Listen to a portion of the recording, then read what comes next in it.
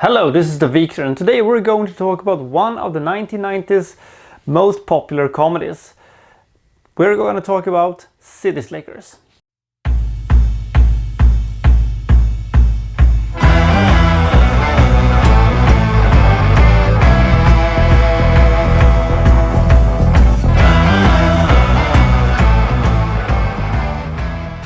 Billy Crystal has a midlife crisis. This is Billy Crystal on top of his game, by the way. He feels like his job is completely meaningless and he has no purpose in life. And as he points out, I sell air. Translation, he sells slots for radio commercials, so technically that is what he does. So one of his friends comes up with a great idea that they will drive cattle in the Midwest, which sounds like a weird idea at first, but Billy Crystal thinks that this is a traveling sort of curveball and thinks that this might actually works. And so him and a couple of friends are going out to the rural outbacks, and they're gonna drive cattle through a couple of nights, and it's going to be a way of maybe rediscovering themselves. So at first this might sound like a kind of a thin premise for a movie, and in a sense it does, but they are soon joined by the frontier man himself, Jack Palance, who plays Curly in an award-winning role. More of him later. He is such a grisly frontier man, and as Billy Crystal points out, he's like a saddle with eyes.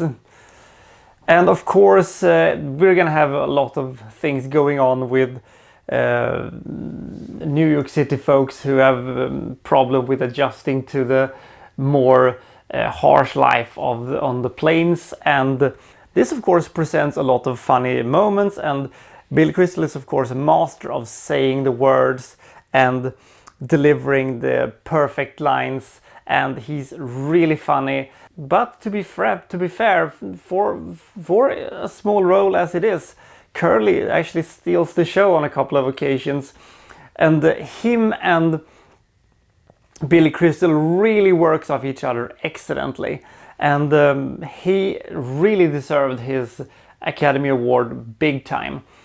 If this would only have been about New York City people trying to be frontiermen, it probably still would have been a quite good movie. Maybe it wouldn't have gotten an Academy Award for Best Supporting Actor, but it still would have remained a classic 1990s comedy. But about halfway through the movie takes a bit of a left turn, you could say.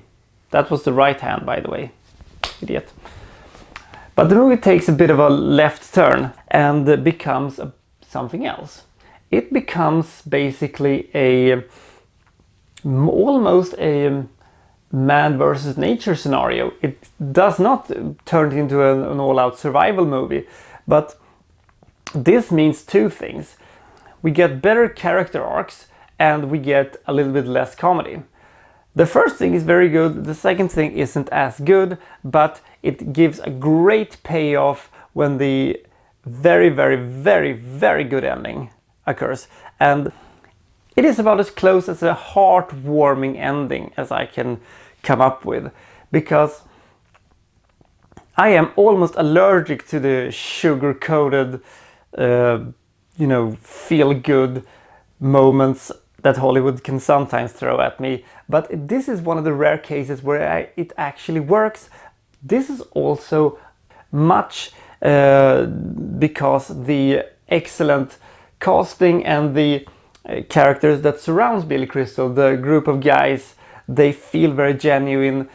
They have excellent timing, they have excellent, they work off each other excellent, and you really believe this is a group of friends that sort of just hangs out and are, traveling with these cattle.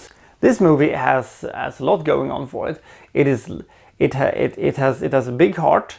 It has lots of very, very funny moments and very funny lines, and they have some pretty excellent acting, some a solid ending, a solid performance by Jack Palance, and what else can you really wish for?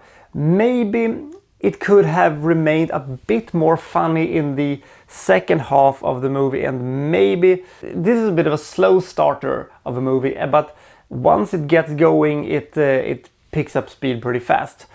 It doesn't quite crack into those absolute classics when it comes to comedies for my sake, but this is solid entertainment. It is not an absolute must-see movie, but anybody who liked Billy Crystal's work and has not seen this movie should go and do it right away. The sequel, which was made a couple of years later, was okay, but not nearly as good as this one. A solid 76 for great cast, great humor, a lot of heart. Now, this movie is, well, it actually inspired me a little bit. I like writing for myself, but I don't think I would like to do the whole thing with the cattles, but the writing, that looked pretty neat. Till next time, this is the Wikstrand signing out.